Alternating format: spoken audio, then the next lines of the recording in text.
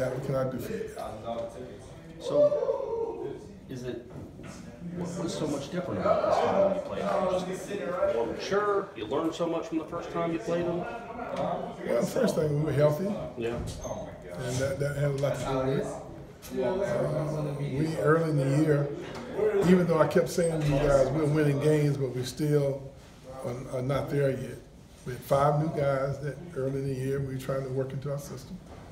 Phil had been out for a long, long time, and we didn't necessarily have the right rotation, and then when he came back, he missed a couple of games because he just, even though he's healthy, he still was kind of getting the game together, and so it kind of kept us in flux a little bit.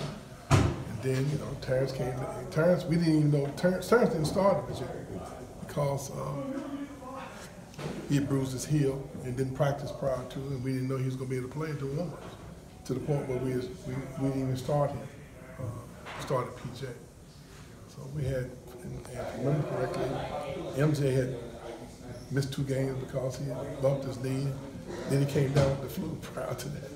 So we had a lot of moving parts, and plus we were not really experienced. We were just, you know, during that time of year, and we were growing and learning and developing. And I think that kind of, they just took it to us. I mean, the game wasn't even close. The score, the final score was not an indication of how bad they beat us. We just cut it there at the end, and it looked on paper respectable, but it was a 2-possession game with 4 minutes to go in the first half, and then from those last 4 minutes, we went 17 points down at halftime, and we were digging ourselves out. They only scored 26 points the second half up there. I mean, our defense was solid, but we had dug a hole for ourselves. But you guys showed some fight right away in this one, right? You had to be proud of that, just the way you guys fought, the way you guys defended. Well, I think tonight, because of the respect we had for them and the outstanding team that they had, we knew that it had to be a 40-minute effort. We had to finish our plays, and we had to really fight for 40 minutes.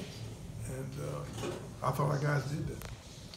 Yesterday, Devin and Terrence made the big shots at the end. Today, David had the big second half. You say it all season, you have multiple heroes and anybody in any night. I've said all along that we win games by committee, and I think we've had, 9 different guys be leading scorers on this team during the year, and that's who we are. And for whatever reason, that's how we have to play with this edition of our team.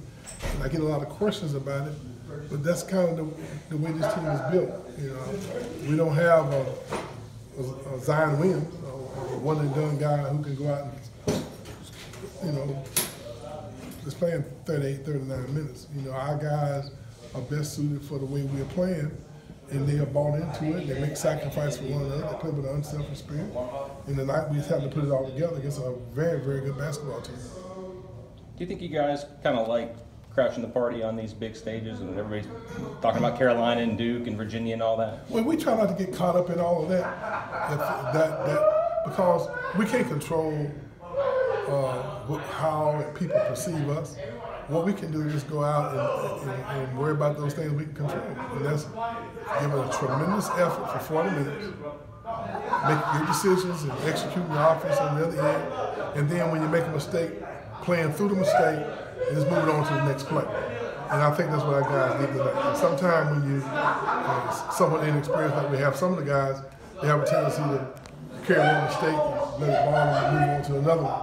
But tonight I thought that we brushed off the mistakes we made and got back in the fight. What's it say about David? You know, he played in Patriot League tournaments, which, you know, they're a big deal. They're playing for their lives, but they're not in front of those kind of crowds. For him to step up in that moment, he's kind of made big plays for you all year. David is a kid from Chicago, and those kids they play a lot of hard-nosed playground basketball up there, and they grow up with a toughness about it.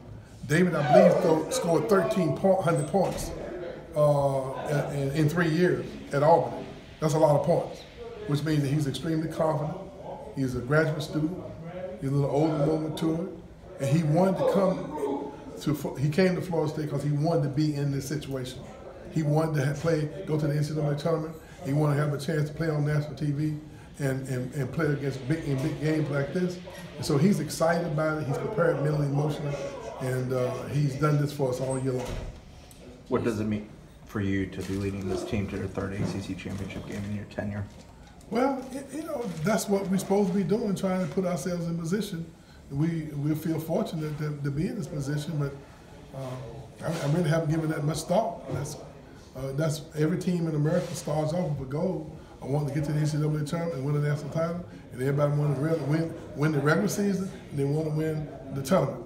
So we couldn't win the regular season, so now we have an opportunity to attain one of our goals. Like every team in America starts off wanting to be in this position.